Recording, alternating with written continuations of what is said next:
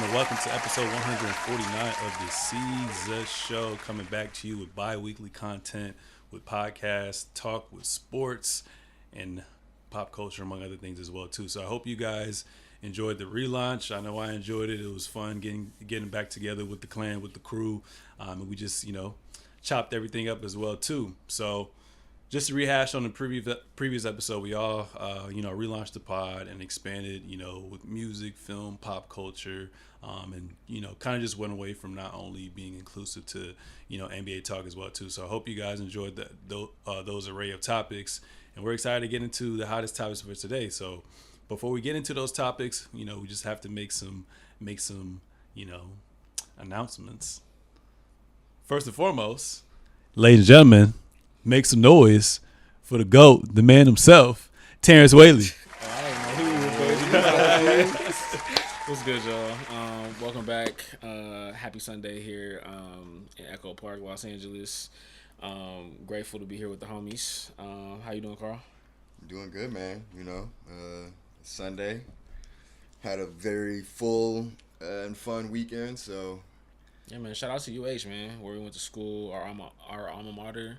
We in the championship game tomorrow night, man. It's gonna be a good one. So going crazy. I'm a hater because Duke lost, but honestly, I don't even care who wins. I just want to see a good game. You watching the game at your crib? Yeah. You only want to see a good game because they out of the tournament. Yeah. Maybe. It could be a thing. Yeah, man. Y'all really should have won that one, but it is what it is. Brackets all messed up. It's all good. All my money's about to go to my cousin Byron. He's the only one. Well, if Florida wins, I think he's gonna win the bracket regardless, since his team is the last two standing.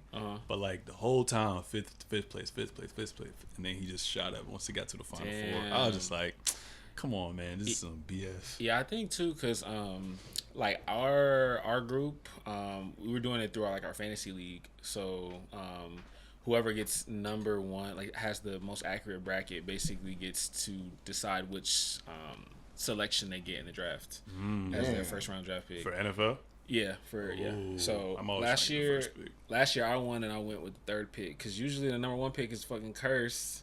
But hell, I fucking fucked around and picked Christian McCaffrey, and I fucked. That's tragic. So yeah, but usually top 5 pick is solid, but fifth or in that area, that's where I like to pick anyway. I think I had like the third or fourth pick, and I ended up going with Lamar Jackson. So it's like you're getting a first round. Sheesh. Yeah. Okay. I lost in the championship game, but okay. Yeah. Okay. Yeah. That's interesting. I would have liked to see. He's my running back and my quarterback, basically. Yeah. He double the points. Yeah, true. And he had a historic season, so it was great. Yeah. It was great. I normally go for a running back, but I was like, if Lamar there, I'm taking him every time. That's fair. Okay. Well, I mean, what's going on, man? My Lakers won today, so how the league looking like for y'all, man? How y'all? Because honestly, since the last time we spoke, obviously Golden State's been looking good. They beat the Lakers last time we spoke, but ultimately, like, playoffs about to start. How y'all feel about y'all's respective squads though? So is my respective squad the Clippers, the Nuggets, nigga. It ain't the Spurs, you know that. It's not for this. Well, I feel great. Y'all been good too, honestly. Lately, like post All-Star break, we definitely taking it to another level as well too. We've been getting some quality wins against quality teams as well too. Yeah, Tyler's really done a great job at shortening the rotation. Kawhi is obviously like the biggest concern, but I have to have a mindset that everyone's going to be healthy until proven otherwise too. Yeah. James Harden's been way more efficient. He's which I've been turning impressed with. The clock back, honestly. Yeah, I'm impressed with that as well too. Norman Powell's still been a bit up and down, but we've been pretty cohesive as well too. So I like our chances. Obviously, in an ideal situation, I would like to have the 7th seed so we can smack up Houston. So that would be ideal, because I'm not trying to go up against OKC, but it's gonna be tricky when the play-ins come, because it's one and done. So yeah, we're gonna see what's up. But I'm feeling very, very optimistic. But like I said, the biggest thing is just injury concern, because we have our number one option. We have a great supporting cast. I think we got some good amount of two-way players. Zubac's been playing really good. We have one of the best coaches in the NBA. So we'll see if we can run the table. Yeah. What about I guess your team? Lakers, I mean, look, man, Cavs. I'm a LeBron fan. I'm a LeBron fan first through and through, and then we're gonna head back to the Riverwalk with San Antonio when he hang it up. But in the meantime, I am a Laker fan.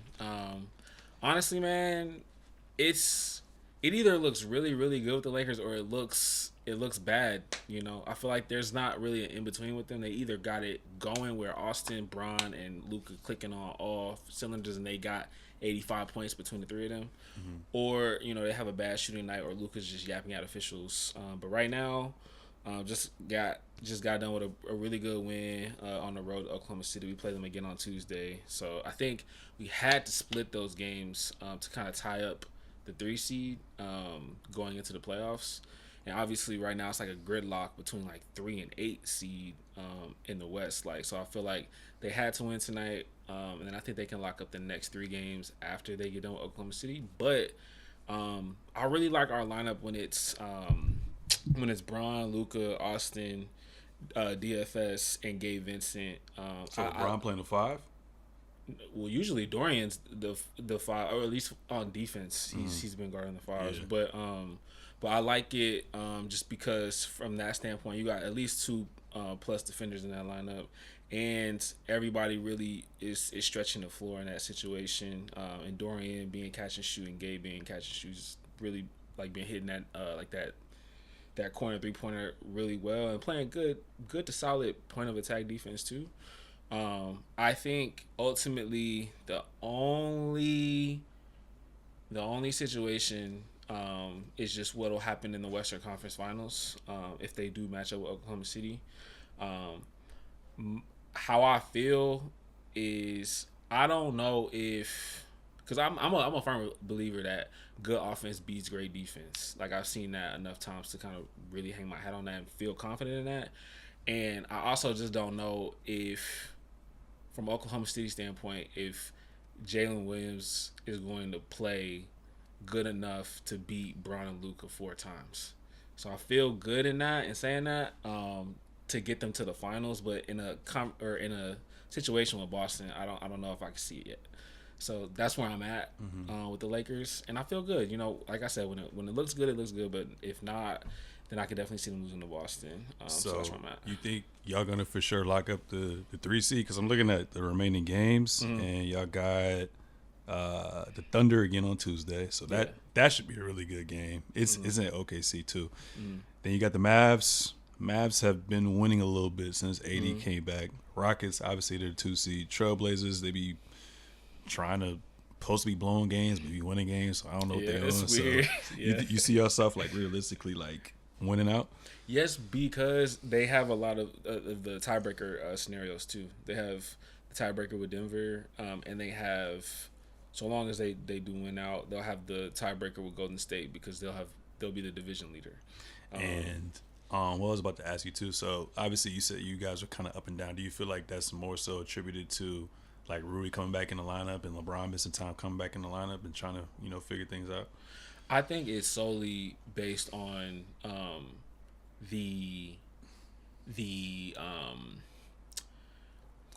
just whether or not Luka has a frustrating outing or not, and if he's, because that is infectious in a way. His temperament. That and just like the complaining overall, because Austin will do it, Bron will do it, and then if they doing that, then they don't have their mind on the game plan. And I also feel like, NBA offenses, they obviously do a lot of freestyling, but I feel like the Lakers kind of get caught in that. But when they're running their sets, like the ones that JJ really like fucks with, has confidence in, they look good and they can get their shots off well. So hopefully they can kind of continue to do that and trust in that. But yeah, we'll see. I think, like I said, I trust them in every series except for with Boston. I'm not mad at it. I mean, the West is wide open, so only time will tell. Moving on over to the Eastern side of things, the Detroit Pistons side of things. How you feeling, brother? I honestly feel really good. It looks like we're gonna be playing either the Knicks or the Pacers in the first round. And honestly, those are 2 matchups that I think we can win.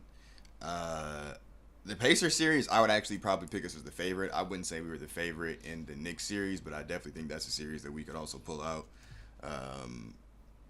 But yeah, no, I mean, at the end of the day, I'm feeling good. We're in the playoffs. We got a top 5 seed locked up. and we were on a 28-game losing streak last year. So I don't think that's probably ever happened. Also, because the 28-game losing streak has only ever happened one other time anyway. But to go from that to that is really, really insane. So it's like you look at the squad and like it don't on paper it don't look crazy, but it's working.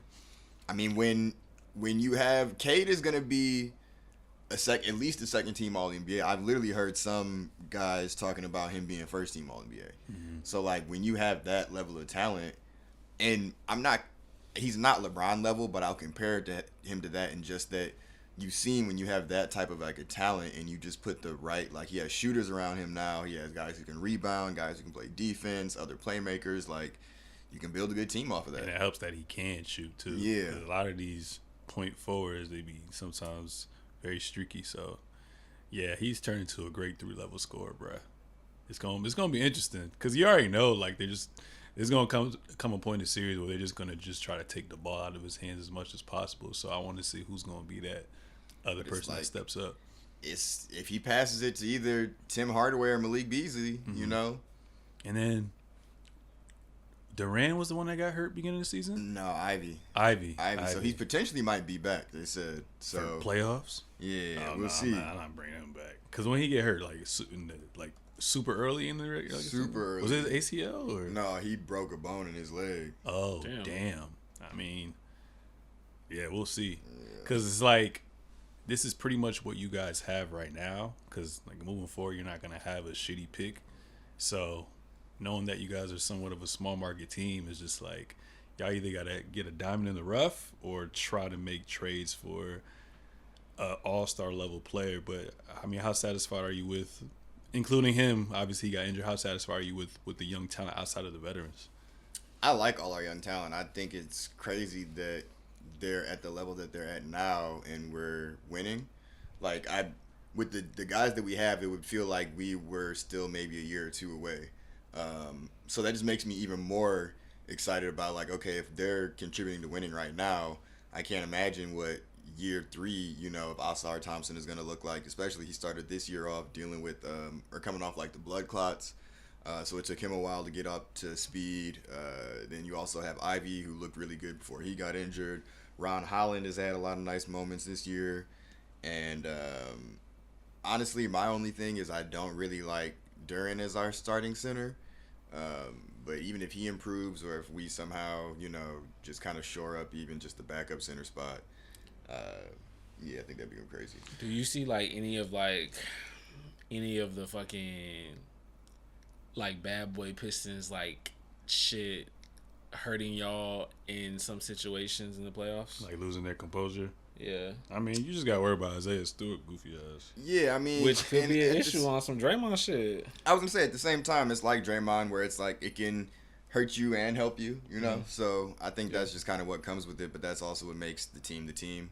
Yeah. I feel like you have to, especially when you're a young-ass team like they are, you kind of have to have some type of identity. Yeah, and stick up for yourself and your teammates, too. Yeah, I want to see y'all play the Pacers so James Johnson can whoop his ass.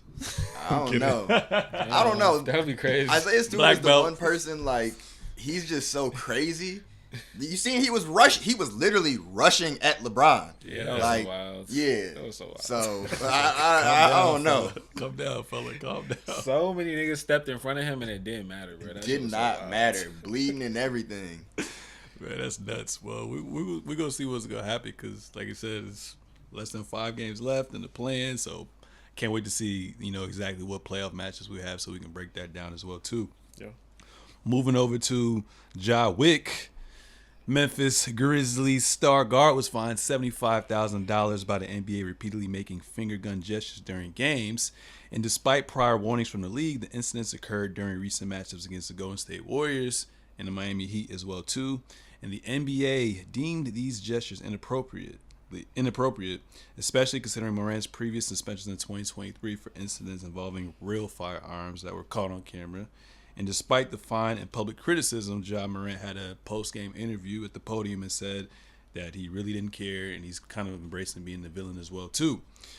So obviously he has a track record, and it's a little weird because, I mean, obviously he's an easier target, but there's so many other players that kind of celebrate with that same gesture. That is true. How did you guys feel about the fine and Ja Morant in general, man? Look, man. Hey, God, rest David Stern's soul, bro. I will say this: all the yapping the old NBA players be doing about like how this league is soft and shit. Like in one respect, I do like see how like in older generations like this shit wouldn't have flown for real. Like and David Stern would have like locked that down. Probably would have suspended him after, especially doing it blatantly. Right? Was it the same day or the day? But after the suspension, or not the suspension, but the day after. So they played the Warriors first, and then the game after, I think his first field goal to Timmy did shit again. That's just crazy because you're basically like legit like straight up defying the league at that point. I think I understand the villain talk, but I just feel like it's not like who he is in real life, in the sense of like I don't think he is like a gun-toting like gangster in a way, you know what I'm saying? So I feel like this is, I guess, him trying to kind of come across as like I'm trying to be tough, and that's what I want the Memphis Grizzlies to embody, maybe, and maybe that's what he's trying to do, in the sense to say like, no, like I don't really care, like the Grizzlies are gonna be a rough, tough team or whatever. But I think this is kind of going about it the wrong way in my eyes, because I think you need to win ultimately to kind of really showcase that any of that even matters in a way. Like just in between the lines, like just play the best basketball you can, and to do that you got to be available. So if you're doing this in the playoffs and they go from a $75,000 fine to, okay, we're gonna suspend you type shit. I'm not saying that's what they would do, but like, yeah, they probably would. Then it would be to the detriment of your squad. So, I don't know, man. I just think it's a bad look, because ultimately he's been given a chance to, especially after Kyrie had the situation with, over in Brooklyn, and being taken off of Nike, and then Ja then becoming that next signature athlete for them that they really wanted to push. I feel like he's doing himself a disservice, and I think too, with the 25 game suspension last year, like that took him out of all NBA contention as well. He got injured too. Right. Okay. Yeah. So I feel like doing all of that, it takes money out your pocket, and it all to me just is tough. Yeah, I just feel like. Yeah, I just feel like you just have. Like, punish him if you're going to also have a league-wide memo. You know what I'm saying? Yes, I do agree with that. They do need to make it league-wide, for sure. So, my stance on it is, it's only... I understand the fine, because, honestly, well, going back even further, in the same way that I feel like pretty much universally everyone agrees, Draymond Green gets treated differently when he does certain stuff because he has a certain track record. Yeah. That's just what it is. That's literally life across every, venue or whatever. So I think it's the same in that, like, Ja's getting treated differently with this gun stuff because you have a track record of this gun stuff. And even with that, they only sent you a warning the first time.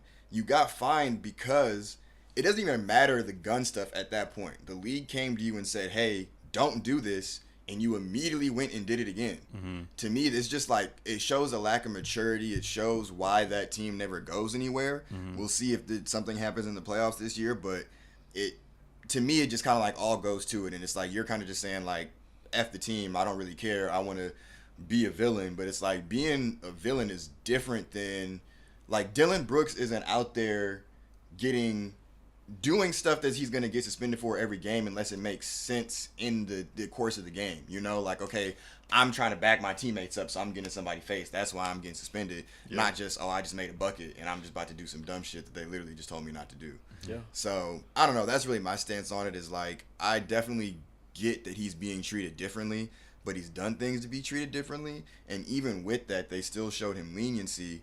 And I do get at this point, like, yo, we told you not to do this, and you went and did it. So, like, it doesn't matter what it is at that point. We could have told you to stop combing your hair. And if you went and combed your hair, we're the league that's paying you $40, $50 million. Like, you need to listen to what we say to do. Yeah. Mm-hmm. Yeah. So, with that being said, if you see it from any other player doing it, like I said, with the Buddy Hield, he does it all the time. And then, like, for example, Mikal Bridges, are you finding them moving forward? Or you think that they had, like, a discussion behind closed doors, like, I think that it would be good for the league to, in a similar way of football, just come out and do something across the board for it. But I really don't think. I don't think it's necessary. I think, again, it's one of those things of like everyone gets treated differently, regardless. Everyone gets treated differently, and the reason you get treated differently is because of the things that you've done on and off the court. LeBron gets treated differently. He gets, he has a different whistle, and that's just because of his stature, and like not even in a negative way, like. But again, it just shows like he gets treated differently because of the things that he's done, and that's just life. Yeah, I mean, I feel that. I think it's just tough, bro. It's just like I get it, but I'm just like. I feel like everyone agreed that Draymond should have been suspended because he had kicked somebody in the nuts like 3 times in that playoff run. Yeah. That's just the exact I mean, same I get thing, his off the court thing and the image that it can set, but like with Draymond's situation, I guess it was physical altercation as opposed to just a gesture, but I understand. Yeah, I think it was. I mean, it was physical, but it's not like he was punching the dude. It's not like it wasn't anything crazy, but it was like you're not supposed to do this. Yeah. And we keep telling you not to do this. What were you about to say? I was just gonna say. I mean, how hard is it really for him to just like understand like what they trying to say for real? It goes back to the maturity point. You know what I'm saying? Like, it's not that hard, bro. If your regular ass job is telling you, hey, like, we're going to take money out of your pocket if you do this, any normal person is just not going to do the thing. And there's no way that anyone in the company is going to defend you and be like, yeah, I can't believe they took money out of your pocket after they told you not to do something and you went and did it again. Yeah. I do hate that the NFL just got rid of the first down, CD Lamb's first down. I was like, that was a nice celebration. Yeah. But yeah, whack. It does suck. No fun league. Part of the game, man. Emotions are part of the game. But like I said, I understand. So it is what it is at the end of the day. And then, where are they? And just quick, like where y'all feel like they finish in first round, second round? Well, now they plummeted all the way to the 8th seed right now, and the Clippers are 6 and Minnesota 7. Yeah. They getting packed up in 4. Ja win you one game. Maybe Ja win you one game in 5. Packed up in 4 is crazy. Gentlemen sweep. The way that they're acting, they're not getting out of the first round, bro. Facts. Yeah. That's why I was trying to see where y'all was at with it. Who's 9 and 10 right now? They might fuck around and just not make the playoffs. I was thinking because I was like, I gotta see who 9 and 10 is first. So 9 and 10. I know it's like Kings and somebody else. I think it's Dallas and Sacramento. Kings suck. Yeah, Dallas and Sacramento. 11. I mean, AD and them can win you one game. Yeah, no, for real. Especially if another team is bullshit and they really don't want to be there. Yeah. I would like, it's not going to happen, but it would have been lit if Phoenix had the 10 seed and then try to get the AC away from Memphis eventually. But yeah, man. Hey, man, Bradley Beal, cooked. That nigga stealing money. He just happy to be here. He just happy to be here. Steal the money, nigga. So staying on the topic of the Memphis Grizzlies, but kind of going towards the coach, Taylor Jenkins was dismissed as head coach of the Memphis Grizzlies on March 28th of 2025. Theories. With only 9 games remaining in the regular season, well, now it's probably about 4 or 5. The decision was made solely by general manager Zach Klayman without consulting the players at all. The firing occurred amid a challenging period for the team, marked by a significant defensive decline post-All-Star break and internal challenges, including star player Ja Morant's disciplinary issues. Additionally, the team had lost 7 of their last 10 games, impacting their playoff position. Like we said just now, they moved to the 8th seed as well. So you guys think the organization should have waited and see how things pan out, or it was just time to go? And my other question for you guys is, will Taylor be a top coach candidate with vacancies this offseason? You can go first. I mean, yes. I think he'll be a top coach vacancy for next season.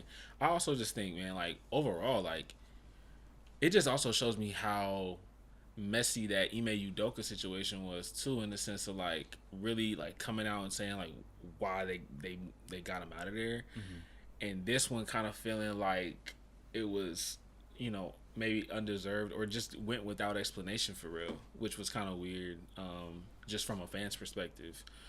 I don't know, because some of the reports I saw was like Ja wasn't getting the ball enough, or he's had the least amount of touches he's had since being in like a Memphis Grizzly. Yeah. So I did see that, but I was just like, I thought for how long had it been? Like, first of all, before I say anything, like how long has he been? I guess like he's been their coach since Ja got in the league. Yeah, I think. or even beforehand. Ooh, I I think know he was they- there. I think he was there during Mike Conley too, right? Oh, Because they Was- had yeah, that one light skin dude with the Fizdale. glasses.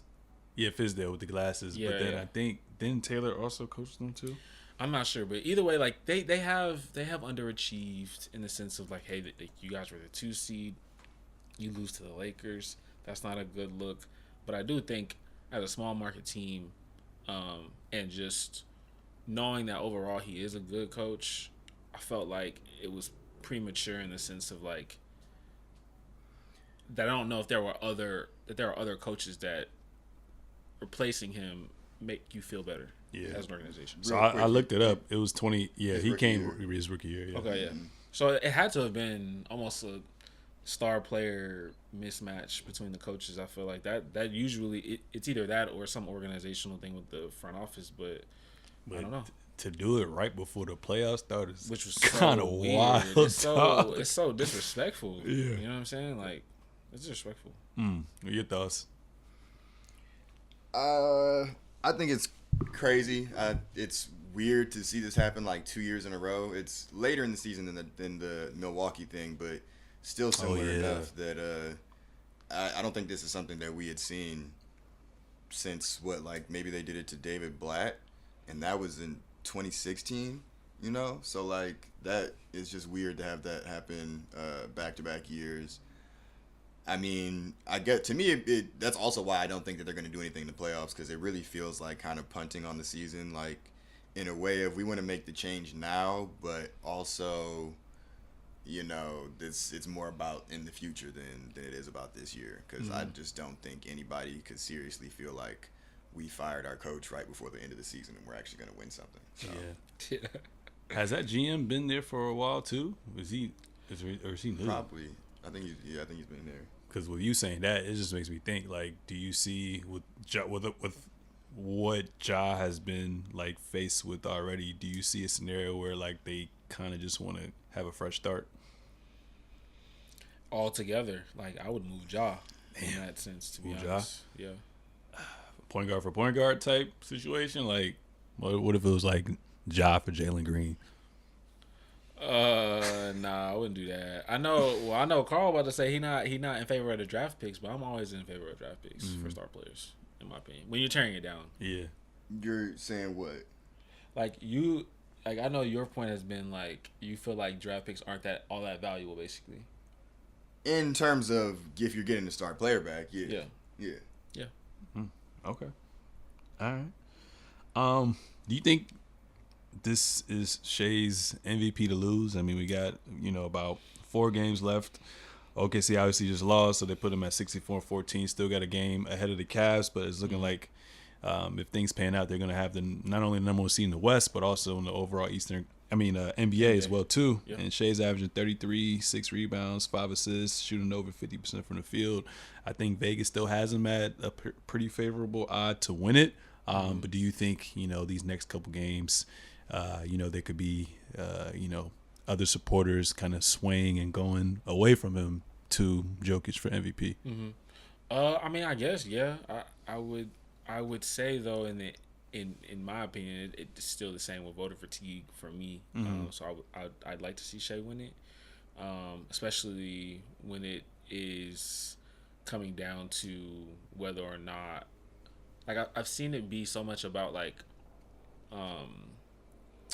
the best player on the best team or the overall record, be the one to win it.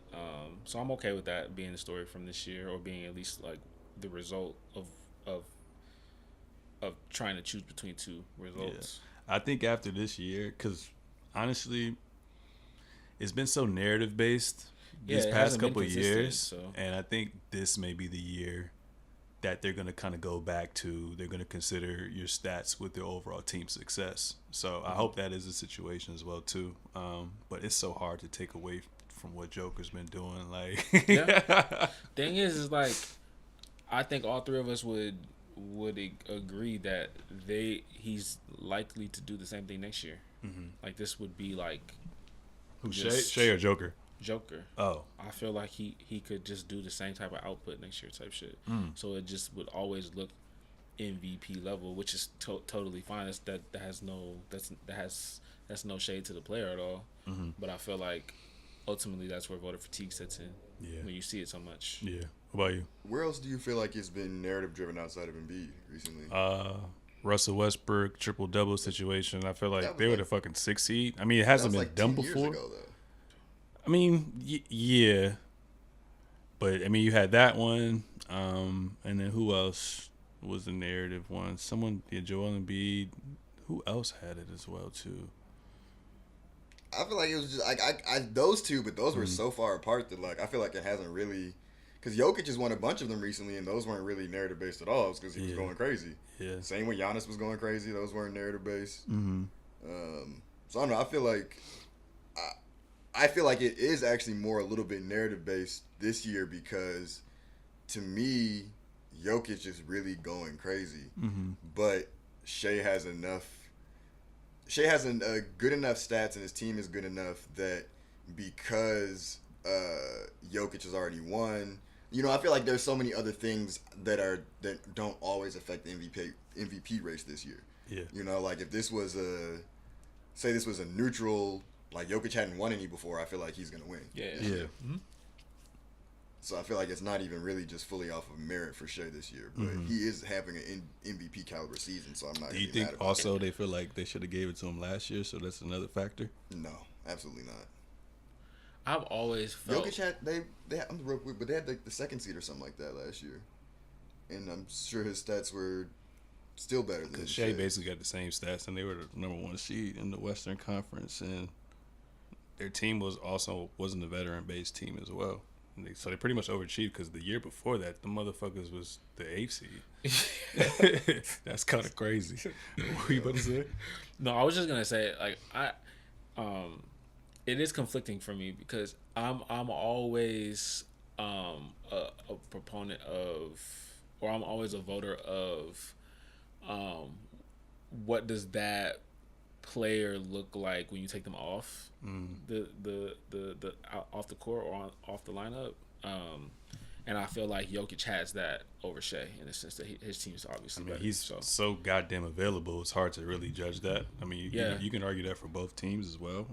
I know when he did miss those couple games because he was on my fantasy, I think they won majority of those games. I think it was only like 3 or 4 games he missed as well. So they look like off the veteran play alone, like if they're fully healthy, they can string along games. And I just feel like with Shai, he's so dominant with the ball, like how James Harden with how Luka was over some time. I think OKC they would drop to a play-in team.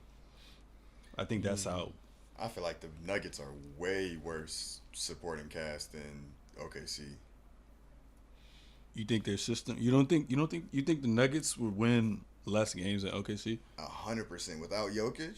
I think the Nuggets can still win with MPJ, because Aaron Gordon used to be an all-star caliber player. He's just taking a back seat. Averaging 17 a game. That's his. He's not. Aaron Gordon. Aaron Gordon was never as like. That's why he got traded and became the 4th best player on this team. Like, you're not a guy that you're ever going to build anything around. I don't know. I feel like seeing them without him even on the court, like in games, they don't really be doing nothing unless Jamal Murray is having a great game, but those feel so few and far in between. And Michael Porter Jr., if Michael Porter Jr. was any type of consistent, then I would agree. Yeah. But he's just not. Like when he does hit shots again, like, you know, okay, that's great. But I just feel like I can count on so many of they're just so much deeper. And to me, that's proven, like when you look at these benches, and that's where also, I think maybe if you're talking about the starting lineups, maybe I would give you that Denver's is better without Denver's without Jokic is better than OKC's without Shai, maybe. But when you get to the bench, I feel like it's not even close. Like they have to put Strother, DeAndre Jordan is playing minutes for them out there. Peyton Watson he can't score at all. He's only defense. You know, versus, you know, you have they have Caruso coming off the bench, Aaron Wiggins. I can't. All their players off the bench can shoot and hit threes and do a bunch of different stuff. Or I feel like the Nuggets is just not that. So I don't know. I just wonder who am I looking at to essentially like just run that offense to get everyone in their sets. I mean, J-Dub is capable of doing it, but like I always said earlier, do you kind of trust him to be consistent?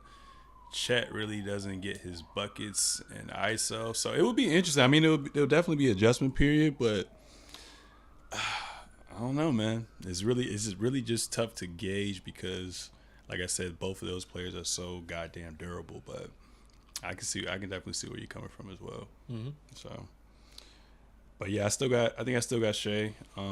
My opinion hasn't changed yet. I'm assuming you still got Shai. Yep. And then you still got Jokic. I mean, who I think should win. At this point, I think it's clear that Shai is going to win, though. Yeah. Yeah, that's not even because of all the things we're talking about. You know. Yeah. Again, he just won 3 MVPs in like 4-ish years, so it's close enough that I think it just makes sense they're going to give it to someone else. Yeah. That's gonna be interesting. So they reported. I mean, obviously, he just okay. Before we skip though, it's like imagine how much they really had to have loved Michael, bro, to get that nigga 6, and now nobody get more than 3. Yeah, because how much Brown got 4? Yeah, well, yeah, he had 4. Yeah. Mm-hmm. And that's basically. And Steph got 2. Yeah. So he got the unanimous one, and then the 15-16, right? Yeah. And then Giannis got 2. Yeah. Yeah. So yeah, man, like who else and then Joker got 3, and then B got 1. It's just crazy. Like as far as like our tier 1 base players, like everyone plays at such a fucking high level. Like you can argue a case for other players, but yeah, it's just tough. I think it's also it goes to show how much more level the league is now versus like Jordan when he was playing. I can look it up, but I don't think it was probably anyone else really averaging 30 points a game outside of him. You know, you got like 6 players averaging over 30. So like it's you're gonna have more parity now versus like it was so much easier for someone to stand out. I feel like that's fair. And probably because I mean media is kind of it's night and day from when he played versus now too. So who knows if he would have had that many MVPs? Just the amount of players or the tier 1 players that I feel like won't probably ever win, MVPs. Obviously, I don't really got much love lost for Jason Tatum, but like him or if Ant kind of never gets his spotlight, or not even spotlight, but just like continues to grow. I'm like, damn, like these are some really great players that'll never really get that true top tier recognition. Yeah, it's gonna be interesting, man. It's gonna be interesting for sure. The Suns, they damn near have to win out and have to have a little bit of luck, to get into at least the play-in, because right now they're in the 11th seed. But they have come out with reports, and they're basically saying that Kevin Durant is going to be expected to collaborate with the GM and owner to find a destination for him during the upcoming offseason. So there are several teams have. How many players y'all want? Nigga, it's about the draft picks we got. Nigga, this don't matter. Man. We gonna make it happen. Yeah, so he's 37, and several teams have emerged as their potential suitors. So Houston Rockets, with the Rockets, they have a wealth of young talent. Some draft assets are considered a logical destination for Durant, especially if the Suns want that. They said the Knicks too. The Knicks have been linked with KD, ever since his departure with the Golden State Warriors. So there's been discussions about the potential benefits and risk of acquiring him. Obviously, what you just talked about, the Spurs, that seems like the most ideal landing spot. And they said if that were to happen, that would be a 3-team trade. Miami Heat, known for pursuing high-caliber players, the Heat could be interested in adding Durant to bolster their roster. And then last but not least, the Minnesota Timberwolves have shown interest in Durant, possibly revisiting trade talks that began earlier as well. Real quick. You are so, like, as you were saying earlier, against getting rid of all these picks and stuff like that. No, unless you at a spot where you just need one more like real legit scorer. That's literally what happened with the Suns, and you was destroying them. Wait, no. Yes. I mean, when the Suns added KD, it's not the same situation that the Spurs are in right now. How? They went to the finals. Right.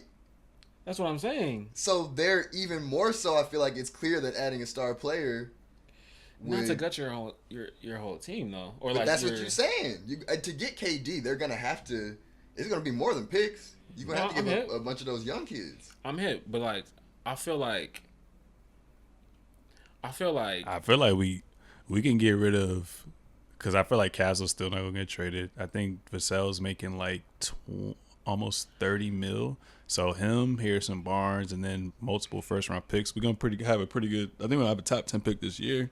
We might get it done.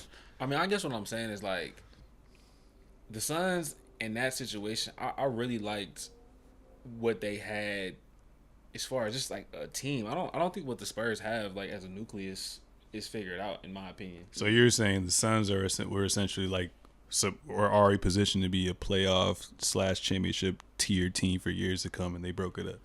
I don't want to say that they were a championship team for years to come. Championship contention team. But I just like their nucleus. I just thought like from a basketball perspective, like they had everything that a modern basketball team needed. Yeah. I understood Kevin Durant in the sense of like he's the best player in the trade, but I thought that like him and Devin Booker together with like, I mean, obviously they made the Bradley Beal trade later, but like I just didn't think that was gonna get it done more so than what they had already had. That's just my opinion.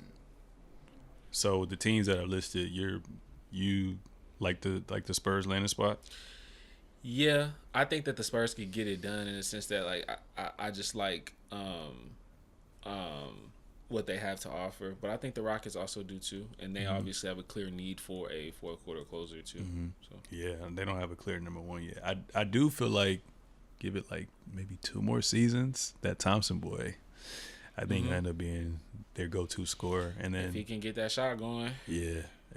I like the Timberwolves too. I mean, I don't really see the Suns, unless it's a 3-team trade with them, I don't see the Suns trying to get Julius Randle unless he's just a dumbass and just like, yo, we're basically what the Timberwolves did. Like, we're just going to try to put it out there and try to win. But see what's up, yeah. At that point, I'm just either going to keep Devin Booker and then he may have to take some hits for like a year or two and get back to it. Or if you're going to trade KD, then you might as well get rid of fucking Devin Booker too. But then it's also complexing because Bradley Beal has a no trade clause, so yeah, I don't know what's going to happen. There probably will never be another no trade clause ever again. It'll be done. Ever. It's no, somebody gonna get one because it's gonna be the same thing. It happens. Melo had one. Bradley Beal had one. When you get a star, and it's crazy because they're actually opposite. You have a big market and a small market, but both of them are starved for a star. In a big market, you need a star, and in a small market, you have to stay relevant, and that's when you have the leverage of like, give me this no trade clause. True. That's very, very true. Who do you think will be the next one to get one? Because if Cooper Flag goes to Utah, did Melo get his when he was in Denver or New York? Oh, he got it when he went to New York. Okay. To me, that makes more sense because Denver is more like a mid tier, so I feel like they're not as. It wouldn't make as much sense for them to give a no trade as it would like New York or like Washington. Yeah, no, that's true. I mean, KD can play anywhere, obviously, but like you said, it really depends on what you're giving up to get him. Do you think, even though he's still playing at a high level, granted he is 37 years old, do you think they would be asking for the moon and some for him now? Oh, for the Suns? Yeah. I mean, I think initially that's what every trade or general manager will try to do. What's his numbers right now? Like 26 points, probably 25, 5 and 6. Yeah, KD average. That's still a top tier player. I feel like he's 37. I mean, nowadays these tier 1 players are playing damn near until they're 40. So yeah, I think both him and Steph will probably play until that long. So I mean, if we don't get him, then I'm also fine with that as well too. If we don't get him and we keep our draft pick, I really want that guy from Maryland.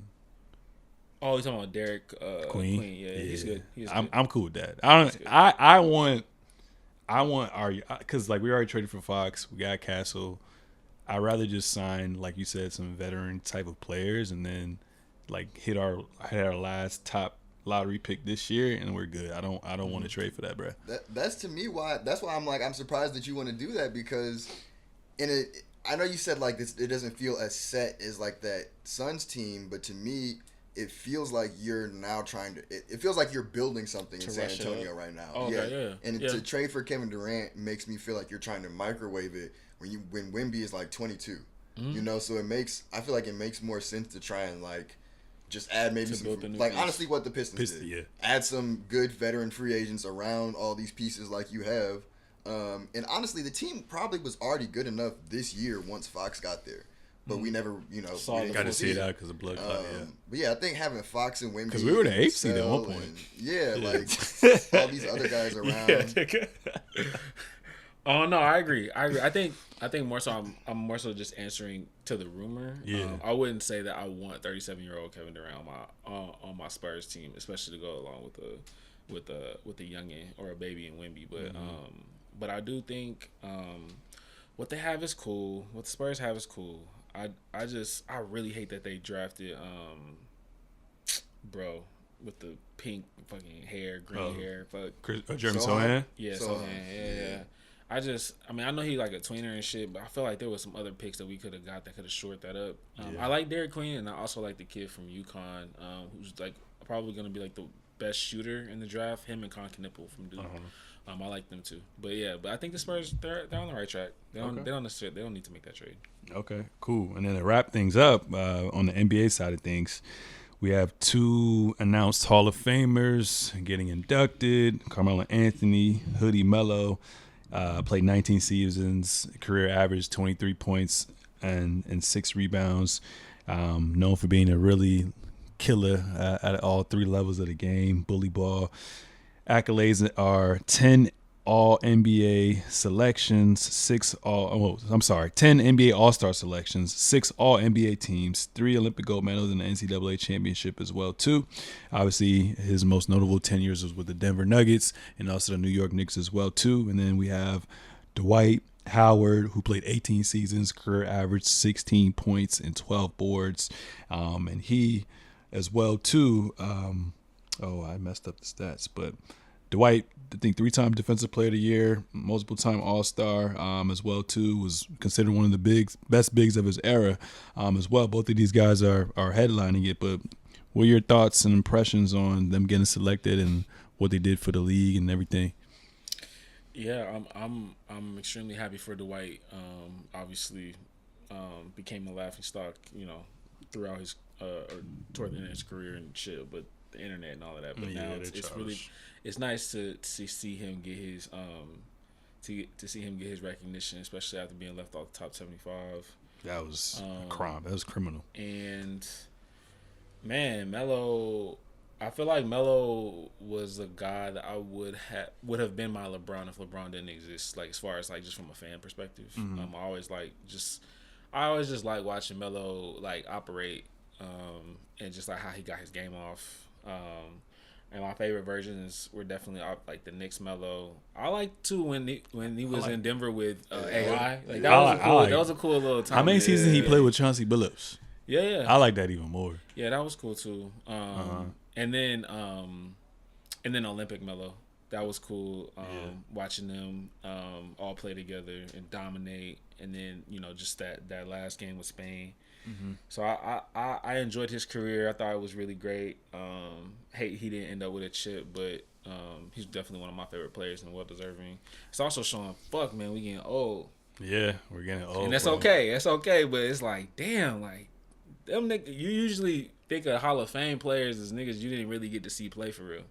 But I really got to see Melo's career all the way through, so it's crazy. Yeah, his career was great. I still remember having his shoes in the 3rd grade. Yep.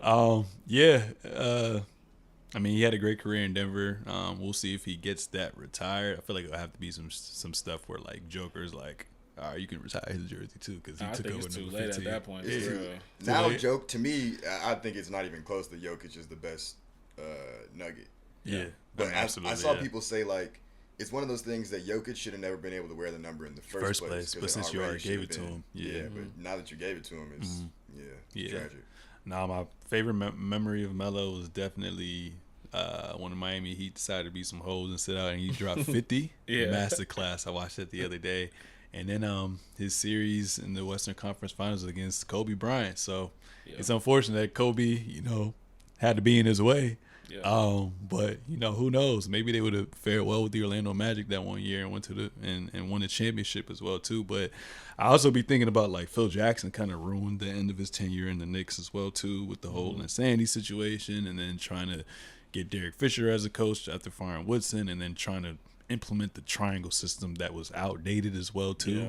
I just felt like he should have been way higher in the all-time scoring list. And I felt like not only whatchamacallit, Phil Jackson has something to say about that, but also when he went to Houston, Daryl Morey kind of did him dirty because I still felt like he could have been a valuable, piece. He didn't necessarily have to be a starter, but he could have still gave you 6-man type of minutes. So that also is something that I, kind of look back and I'm just like, what if? But what are your thoughts on, Melo? Yeah, I think that honestly for both of them, it's dope to see them get this due because it is easy when we're at the end of some of these Hall of Famers' careers to, lose the plot a little bit of like what they were in their primes. Melo was fantastic. Always great to just like watch him score. Honestly, sad what the league tried to do to him when Houston, cut him and then nobody wanted to sign him for a year, and it took for Dame in Portland to be able to like, yo, he can still play. I don't know what y'all are doing. Like, 3-level score, bro. Yeah, and then it sucks that he had to. His last year was on that Lakers team, but especially for me, I'm mostly happy for Dwight because people really like it was one thing with Melo, but people really try to disrespect him. Like, oh no, I don't think he's gonna be. Why would he not be a first ballot Hall of Famer? Yeah. Just because, and that to me shows the longevity of his career. Like he came in at 18, he came out of high school, so he spent at least 11 years being one of the best centers in the league, and then spent another like 7 or 8 just like going around being good, playing defense on other teams, winning a championship still. But yeah, I mean, the winning 3 Defensive Player of the Year awards. Real Defensive Player of the Year awards. That's not just something that you can be like, oh, whatever. Like, so they said when they used to get the players in the paint, they would be terrified of Dwight. Yeah, like he's a real first ballot Hall of Famer. Not to cut you off, but I'm just like he did a masterful job against Jokic before he became the like really unstoppable type shit in the bubble. That was great to watch him do that. Honestly, I think he could have played a couple more seasons. I mean, if you got DeAndre Jordan playing spot minutes and these Bismack Biyombo still playing and all these other players, is like how was he not able to end on his terms? You know what I'm saying? Politics. The league is just so whack with that. Yeah, man. Like you can do whatever you want outside of in your own private time, but don't pin that against someone to be on a team. Like I don't understand that. So, definitely both were great. Especially with Dwight Howard. What stands out to me was just how relatable he was with his childlike persona that he has. Well, too, very dominant, and then obviously. When he was able to take that Orlando Magic team to the finals, I didn't think that was going to happen. Played like a man, especially when they played against the Cavs. Mm-hmm. That closeout game we had like 44. Mm-hmm. He literally got in his bag. I rewatched that. I was like, what? He hit a midi, back to the basket. He was doing everything, dog. I was like, wow, he's really one of them ones. And the game was much slower, so even though I think at his peak he averaged like 21, 22, he probably could have averaged a lot more, if he played in this era. But he had a great season. I mean, great career, and I'm happy that he ended up winning the championship. So that was good. Now we're done with the NBA. We're going over to the guy over here to my left, Terrence Whaley. Break down the NCAA tournament, what you've seen thus far with the men's, your projections on who you think is going to win tomorrow night, and then also let me know your thoughts on NCAA women's championship game with Paige and UConn going all the way. Gotcha. Well, I'll actually start with the women first because I just actually came back from the homie Alex's crib watching it. I was not expecting a blowout. I feel like every time South Carolina or a Dawn Staley gets to the championship game, that like they just outperform the teams, and that's what I just thought was gonna happen today. But UConn completely proved me wrong. Gino Auriemma hadn't won a championship since 2016. I didn't know that until today. I mean, I'm so used to watching him win too. I always thought that it hadn't been that long, but overall, a great career from Paige Bueckers. She got her first championship today, so that was great to watch. And it also just shows me like, the talent UConn has on their team. Like they had a freshman on their team that scored the most points total. Yeah, right here, Sarah Strong. She scored the most points for any freshman in women's college basketball history through the tournament. She's gonna be a monster. So like it's not just juju in the field. Like there's a lot of good talent that's coming up through the college basketball ranks for women, and the WNBA will be better for it. So I'm excited for that going forward. For the men's side, man, the SEC ultimately proved to be like the strongest conference in the country. And they got the most money too, right? Yeah, they got a lot of money, coming from boosters from the football side, and then it trickling down to basketball. But they had two teams in the Final Four between Florida and Auburn, and then some other teams from the Elite Eight. But I think overall, like I was saying last time, overall star power is missing a little bit from this tournament, but the older teams, the more mature teams, are the ones that are winning and getting to the end. And I think that's what you see at the University of Houston and Florida as well. They have a lot of older players. Like for the COVID, like when COVID happened, obviously they cut that year short and they gave an additional year of eligibility for the players from that year. And a lot of those players were basically like 6-year players. And this was the last year for that eligibility. So all those players will be done after this year. But Houston has some of those players and Florida has some of those players. So it kind of shows you like a direct correlation of the more experience that you had, the better chance you had of getting there. Yeah. And also, too, it also shows you you really do have to have great point guard play to get to that final game, man. And that showed no other great example than what happened to Duke last night in their collapse with a minute and 30 seconds left to go. You're up 6 points, 7 points. You're supposed to win that game, and they couldn't break a man-to-man press. So I think overall it was great to see, but I think right now, at least just from my perspective, the women's side of college basketball is doing a little bit of a better job of showcasing their elite talent as far as from a marketing perspective and the NIL side of things than I think the men's did. I feel like this year was all about Cooper Flagg. Yeah. And when Cooper Flagg didn't make it to that championship game, now like the muster of the championship game isn't as great. I feel like it's great for me because I'm an alumni of the University of Houston, so I'm personally interested in the game. But I think from an outside perspective, like the actual star power just isn't there. Whereas today, you had UConn versus South Carolina, and it was star power between the head coaches, and it was star power on the actual basketball on the court. Yeah. So yeah, maybe that'll change, over time.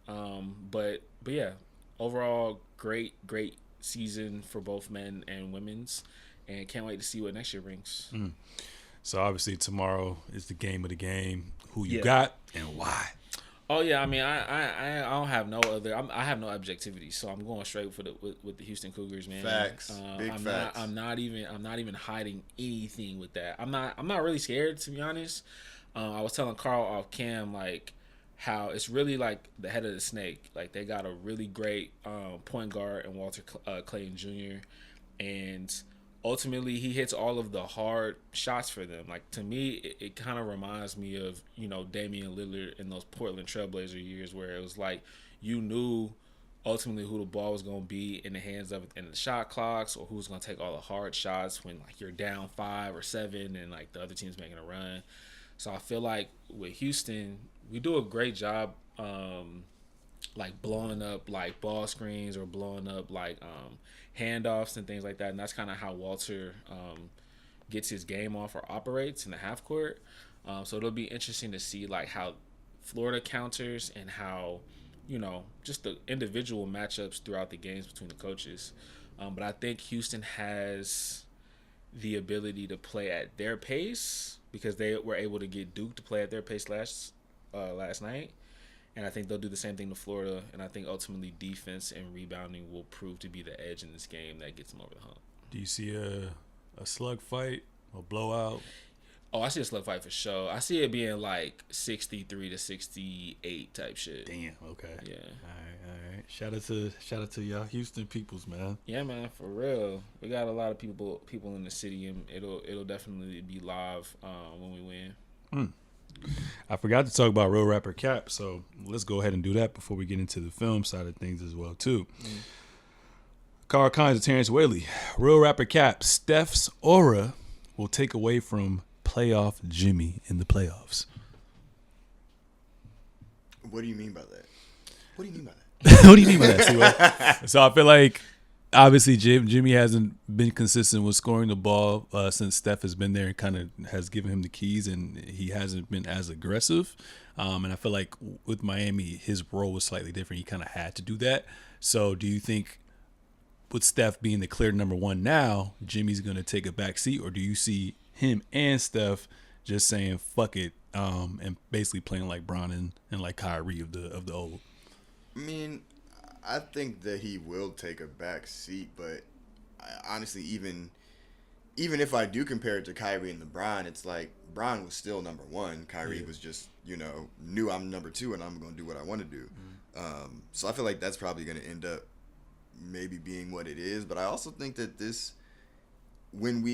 I feel like, a lot of people at the beginning of the season were talking about just how much depth this Golden State team had. Yeah. And it still has a lot of that. So I think Jimmy doesn't even need to necessarily be that. I think that the role that he's taken on of being kind of honestly just literally like another Draymond. It's like they have two Draymonds right now. Yeah. But one can score more and get to the foul line. Yeah. And I think that he's been getting to the foul line when they need it. He's been passing. He was playing defense on Bron. I think the role that he's in right now is good, and I think that he'll also be perfect for Steph, as most stars, is not gonna be amazing every night in the playoffs. So I think it's also those nights where it's like, okay, now I know I need to be more aggressive and do whatever. But I think that he can adjust because he's had to do that before. When he first came in, he was playing alongside Derrick Rose and was like number two to him. And although that wasn't amazing, he still played next to D Wade for a little bit. So I think that he knows how to, play with other people. I don't know if he'll be the playoff Jimmy that we've seen, but I don't think that they need that. Okay. Cap, and then you? Yeah, I would agree in the sense of saying Cap. I think Jimmy is not, he obviously did a lot of crazy things to get about in Miami, but he not really crazy. I think he understands his role and he understands who the ball needs to be in the hands of, at the end of games or when they need a bucket. And ultimately he will help them in spots that they need when he feels the moment calls for that. Okay. All right. Real Rapper Cap. So the Boston Celtics just broke the all-time record for three-point attempts. So, Real Rapper Cap, do you think next year they're going to break their current record this year? Oh, yeah, I say Real Rap.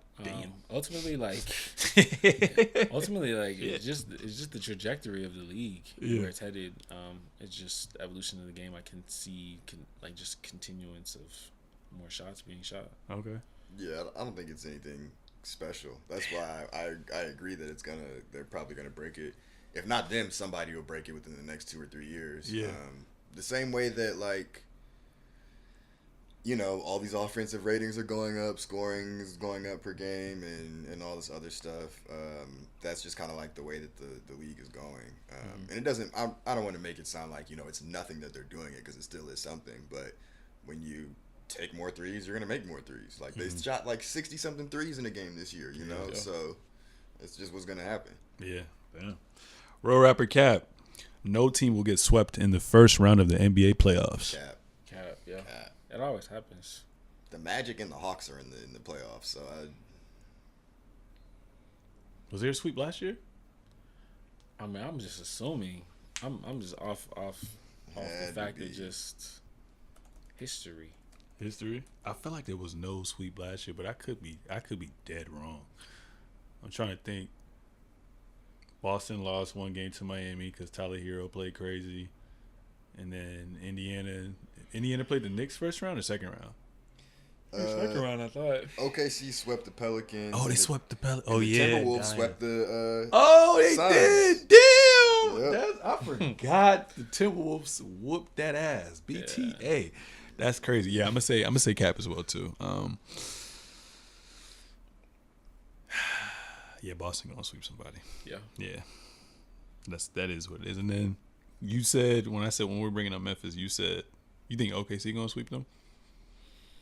Yeah, because one team is just in a completely different mindset, organizationally and to the players too. Just they're all in a different mindset. For my Spurs fans, real rapper Cap, CP3 will retire after this season. No, I think he came out with a quote the other day. He said he still got more left in the tank or some shit like that.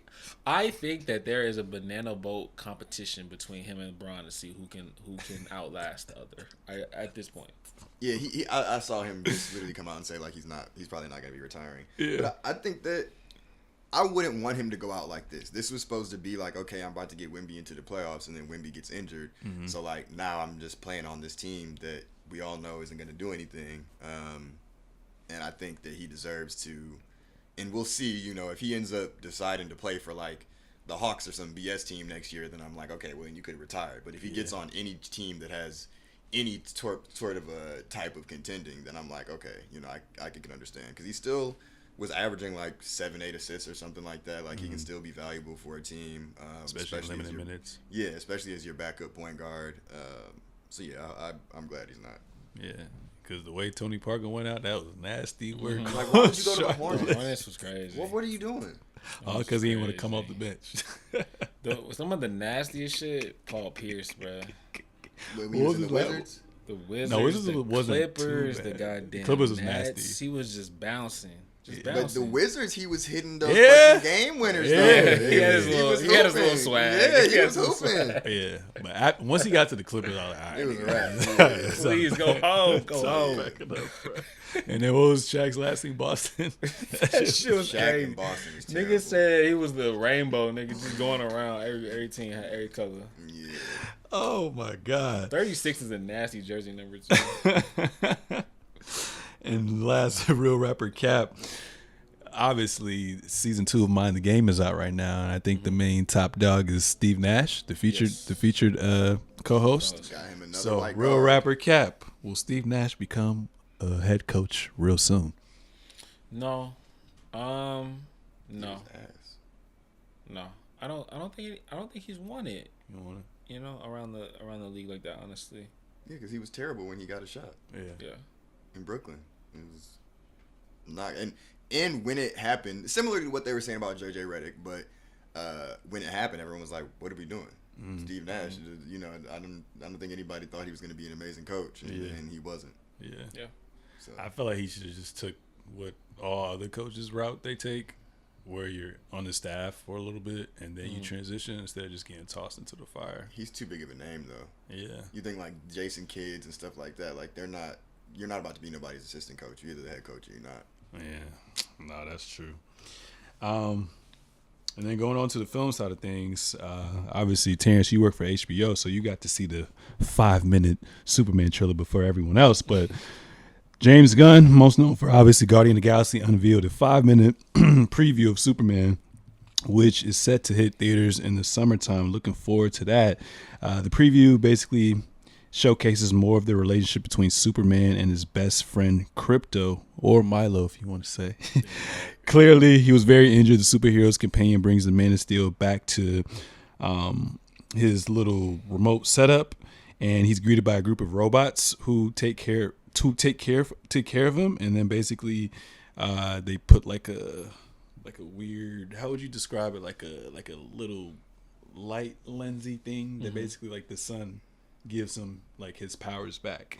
But it looks like it's gonna have a good blend, because I feel like with the Zack Snyder depiction, it was very inspired by the Dark Knight, and they want to go for like more of a darker tone, but this one seems like it's gonna have a good blend of action, and then also romance, and then also comedic side to it as well too. At least from what I saw with Crypto, and then when the robots were interacting with Superman as well too. But what are your guys' early thoughts on it, man? Do you think, because if this fails, then DC is cooked. Yeah. This is basically going to set everything moving forward with what they want to do in the long term. Go ahead. I don't know. I think not necessarily, because it's just so easy to just do another Superman movie. Yeah. Like, it's one of those IPs that no matter what, there's always going to be another Superman. If this one fails, then they're like, okay, we need to figure something else out, but it's going to be Superman. Yeah. Well, as far as like just DC in general. Yeah, but I guess I'm saying, like, I feel like they would still find a way to rectify that, you know? But because also, honestly, the DCU didn't start off that great, and then they ended up, like, Wonder Woman came out, and the first one was really good, and they had something else but regardless, it's tough for me, honestly, to see someone other than Henry Cavill. He bodied that role. I think he was like the best. He was like our Tobey Maguire. No. My favorite, Andrew Garfield. Reeves, the guy who used to play Superman back in the day, who was like ended up getting paralyzed. Christopher Reeves. Christopher Reeves, yes. Like for a lot of older people, like he is like their quintessential Superman. Yeah. I feel like Henry Cavill was that. It's hard for me to see anyone else in the role, especially this guy. To me, looks just kind of weird in it. Yeah.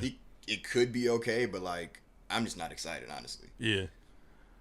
Yeah, I mean, they had to have done something right to believe in him as well too, because even though I was young, I can still remember, and I had a huge connection. I mean, they kind of swapped out a couple of the Batmans as well too, but once they announced that Christian Bale was going to be Batman, I was just like, you don't look like a Bruce Wayne. You don't look like you could play Batman well.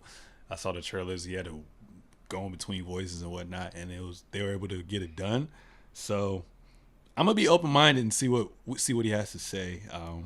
I'm interested to see that, because outside of that, the cast looks relatively pretty well casted. But I don't know how I feel about Crypto, bro. I mean, I know he was like in the comics and whatnot, but I don't know what route they're kind of going for. And I know they're sticking super to the comics, at least, even with the Henry Cavill like outfit that he had, the Superman costume, like that felt more modernized, and I like how they went that way. But this one with the whole little tighty whitey shit, I'm not really a fan of that at all, dog. Yeah. So I forgot what their budget was, but yeah, they're really banking on this, because if this doesn't do well, then you're not going to be excited from a fan base to continue with what they have lined up and in project right now with the other DC movies. So we'll see how this pans out. Because I'm already tapped out with Marvel. I'm low key tapped out with Marvel. I ain't gonna lie. Really? Yeah, I'm kind of tapped out with Marvel, bro. I'm not. I feel like I'm excited for the new phase that they're doing, obviously, but they just came at a certain point, especially like for me personally. Like once they had WandaVision and Loki, and then they did the She-Hulk, and then they did the what's the guy Moon Knight and all that, and then Captain America. I was just like, yo, it's kind of like Lil Wayne's music. Like, you're just throwing so much content. They did out too there much for me to but there's only 2 movies coming out this year. I mean, now they're taking a break from it too. So we'll see what happens. Because Man of Steel, I liked it a lot. Did you like Man of Steel? Yeah, that's also why I feel like tonally that was great. It ended up getting ruined because of like Batman versus Superman and this other stuff. But like the Man of Steel and his portrayal in general was great. Yeah, so Man of Steel was solid. How'd you feel about Batman vs Superman? Real quick, also, Michael Shannon, the guy who played Zod. Oh, he's a Steel, legend. And he came back in the Justice League movie or the Flash movie. Oh yeah, he's a legend. He was amazing in that role. Yeah. But yeah, Batman vs Superman. I really didn't like Ben Affleck as Batman. I like Ben Affleck as Bruce Wayne based on when I used to read the comics and all that. But Batman, I didn't like him as Batman. Yeah, that's real too. Him in the suit it didn't feel good. It didn't feel right. Also, the suit they had for him, I didn't really like. Nasty work. And to me, it was also your similar thing of, and maybe I can feel you have an apprehension at first, but I think everyone agrees at this point that Christian Bale was amazing in that role.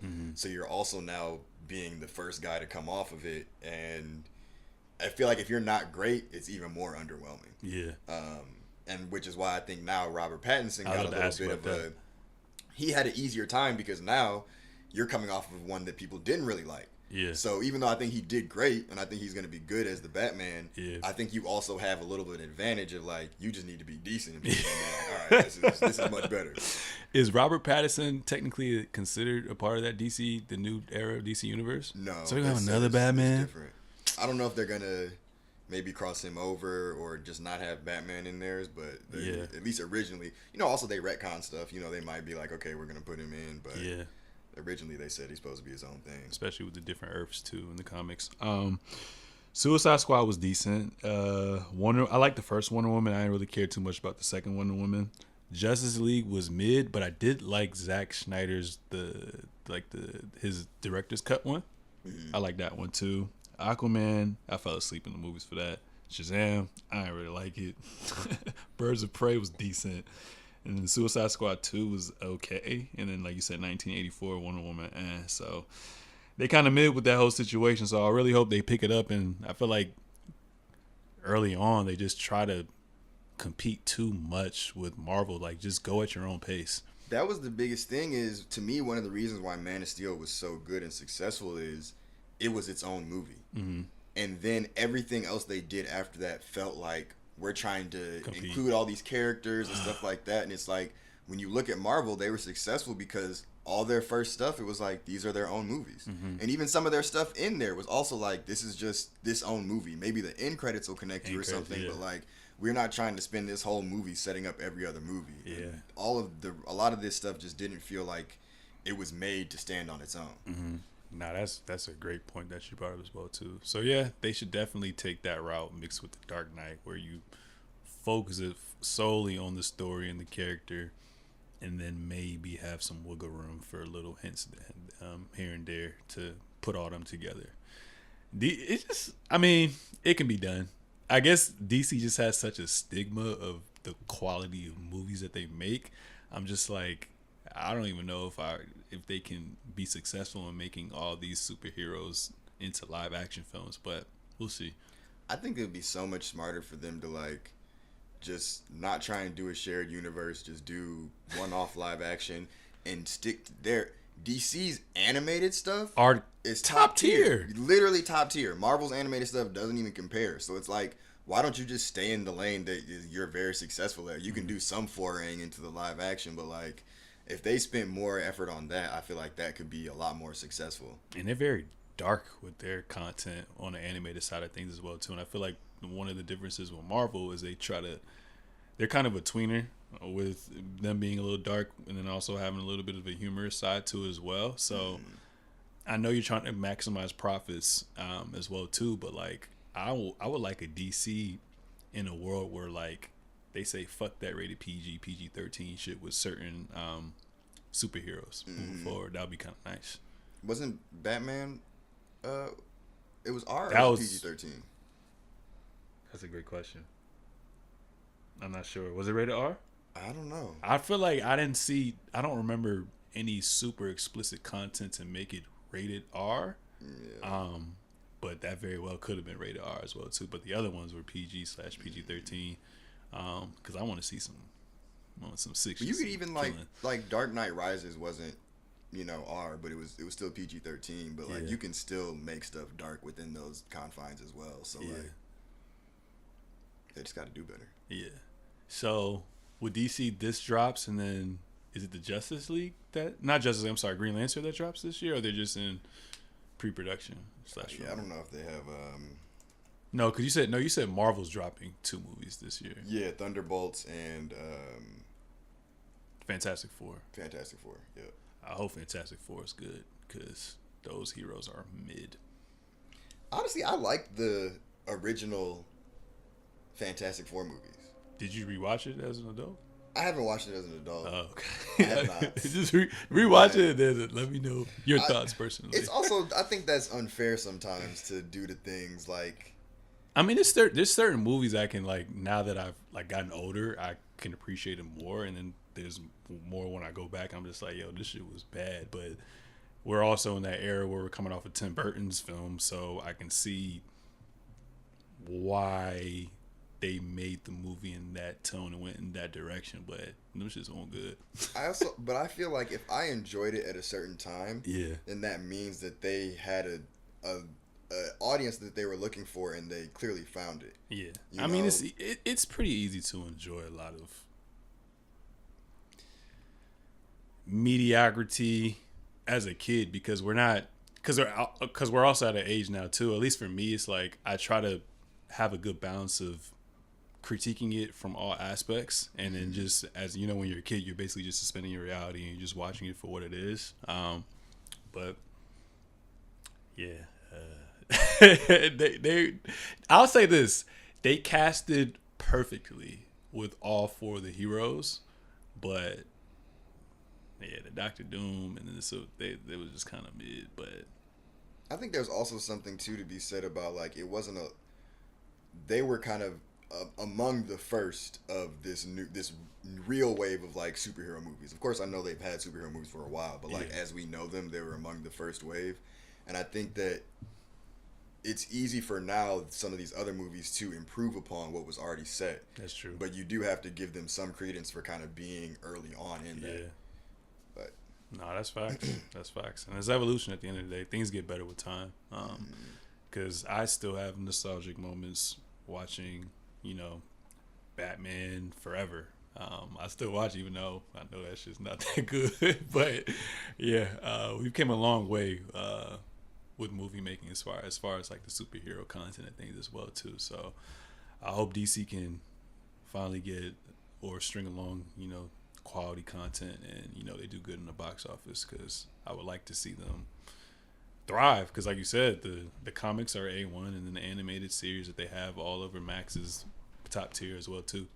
So aside of that, last topic, you finally got to see Novacaine, so you may have to steer this conversation as well too because it's more fresh on your mind. But Novacaine, comedy, thriller, action. What's the main character's name again? He's from The Boys. I always forget his name. I know his name is Jack Quaid. Jack Quaid. Yeah. What's his actual name? I can't remember his name in the movie. I can't remember his name in the movie. But anyways, the plot is basically there's a guy who has the inability to feel pain. From an early age, gets diagnosed with a certain condition, and he meets this girl of his dreams. Works at a bank, does your normal 9 to 5 or whatnot, and basically he falls in love with the girl, and things come to take a turn essentially once the bank gets robbed. And basically the whole movie is him going on this journey throughout one day to basically save this girl. What were your thoughts on the film? I thought it was really good. Wait, before you start, can y'all shout out the movie pass y'all guys when we get some sponsorships? Hey, bro, that AMC A-list, that shit is spectacular, bro. If you need me to promote, if you need me to put you on, bro, look, AMC, we be enjoying all of these benefits, okay? Pay me so I can help other people pay you. No, facts. $24.99 a month. You get to watch. I think it went from 3 to 4 movies. Is it 3 movies a week? 3 movies a week. $24.99. It's like 5 or something. It's 5 now. It's shit. been 5. 3 to 5 movies a week. Yeah. $24.99. You get to skip the line. You get a lot of points, and it's like if you just watch one movie a month, like that works itself as well too. Especially out here in LA, movies is like $20. So. $20. Yeah. And it's the tier of movies. Like you can watch something in Dolby, you can watch something in IMAX. Like you might as well go. The recliners, come on, man. You can't beat that. You can't beat that as well too. Especially now, summertime's known for blockbusters, so you might as well go ahead and get your pads and see what it's talking about. So AMC, Premiere, go ahead and get that. There you go. But Novacaine. Yeah, no, it was. Me and my girl went to see it. It was super. I feel like it was just super entertaining. It was one of those types of movies. We're getting ready to go see The Working Man next weekend, and I feel like it's going to be very similar in that it's like I'm here for like action, laughs, that type of stuff, and it delivered on all those fronts. He was again, like Jack Quaid was really good in the role. It was actually kind of like a Nepo baby movie because it was him and then Jack Nicholson's son is the main bad guy in it. But both of them. Oh, really that's good. Jack Nicholson's son? He looked just like him if you really think about it. because he was also in Smile 2. He played the girl. See, I didn't see Smile 2. Okay, because in Smile 2, because at least like just driving around LA looking at billboards, he had more fuller hair, right, in that, or was it? Maybe. And then like the face he made just looked like Nicholson, but I didn't link them together at all when I watched the film. I didn't know that. Yeah, he played great too. Yeah, no, and it was like good. For him, like he's not big in stature, but he still was able to convey like a level of fierceness, which I like with that role. So he was good. Yeah, they just I was actually LOLing, you know, like I was in there like laughing out loud. And I was by myself. I'm just cracking up the whole time. They did a good job. They had a good amount of comedy. I think all the actors across the board were well. That plot twist was crazy. I did not see that coming. Did you see that coming? I did. I saw it coming a little bit before the reveal, but not like from the beginning. Yeah, like once they actually got to like their little safe house, the warehouse or whatever, and I was like, you upset, but like something just feels a little bit off. Like, well, I guess spoiler alert. I mean, it's been out for a little bit now. Yeah. Still. But no, that plot twist was crazy. I was just like, damn, bro, like, I wouldn't even want to go save her for real. Like, yeah, he was, but that's also it. All of it made sense because he didn't have any friends. No friends. So you know, his only friend ended up being a guy he played games with that he had never met in life in person. Yeah. So you know, a baddie like that coming to your life, he probably willing to do a lot of things. Hey, there is a bad B syndrome out here. It's real. Trust me. I think one of my favorite scenes was when he tried to go to his girl's brother's crib, and the other guy that he killed first went to basically come to find his brother, and he basically was trying to play along with getting like hurt. Mm-hmm. That shit was hilarious, bro. Yeah, that shit was hilarious. That was a great movie. What would you give it out of 10? That's probably like a 7.5. 7.5. Yeah. I think I gotta look back, but I think I gave it like a 6.7ish as well too. There was definitely some plot holes within the film itself, but overall it got its job done. Like I was satisfied. Like, yeah. So I liked it a lot too. What movie you say you about to watch next again? Working Man. Jason Statham, baby. Is it already out or it comes out next week? It just came out this weekend, I think. Okay, cool. Yeah. Because you just saw Black Bag. Black Bag? Black Bag. Yeah, Josh and I, because he's my friend on the AMC A-list, so we're going to see that Tuesday night. So I'm excited to see that. Y'all hyped that shit up when we were waiting. That's great too. Black Bag is a very quality movie. Honestly, it's only an hour and a half, right? Yeah, it's short. It's an hour and a half. Take your girl. She probably going to like it. What if you don't got a girl? Which is crazy. If you don't got a girl, just go and enjoy it by yourself. And you a sad, lonely ass nigga. Yeah, but, damn. No self-love out here. That's crazy. Yo. Out of pocket. No, but the couple in the movie are really dope. And I think that, I mean, as a guy, of course, you'll like it as well. But, yeah, just it's a good movie. Yeah. Yeah. I feel like Michael Fassbender, he's one of those actors where like, because he obviously already said the movie's good, but he's one of those actors where it's like, I know every time I go into the theater, I'm never going to get cheated out of a performance with him. And he does a pretty good job at going between independent films and blockbuster films. So this is, you say, like really on the action side? No, this is not really on the action side. It's like a spy espionage type thriller. Okay. So like there's stuff going on, but it's not like there's a bunch of like fighting scenes. So it's more so focused on the relationship between them two. Yeah, kind of like Mr. and Mrs. Smith in a sense, or yeah, kind of like that. Okay, all right. Well, I'm excited to watch that joint on Tuesday. Yeah, by myself. I mean, with Josh. I was saying you got your mans. You be all right. I might get ice cream after too. Yeah, exactly. Whoa, nah, I feel you. Sometimes you gotta get ice cream with your mans. Yeah, you gotta get ice cream with your mans. No, I'll just cap it with that. I think I'm going to is it Century City? Okay, that's what we just go to that one. Night, so yeah. I'm gonna switch it up. So yeah, man. Any closing remarks for the latest episode of the pod? Go Lakers, man. Shit. We up. 3 seed. Go Cougs. Damn, what? Yeah, facts, go Cougs. I thought you were gonna say that too. Both type shit. Go Cougs, man. Monday night, it's up. It's up. Yep. You getting some wings? Yeah, shit. Honestly, I'm gonna be right here. Hey, I might have to pull up, bro. Pull up for real. I'm Shit. gonna pull up. My brother might come too. That's cool. That's cool. All right. What's the cougar thing now? I can't even remember. Oh yeah. He didn't really go. He lined it up. That boy This was West Side. This is Detroit. That's crazy. I remember the whole story though. Is this because our cougar like lost his paw? Yeah. That boy was off campus. Don't let him film to you guys.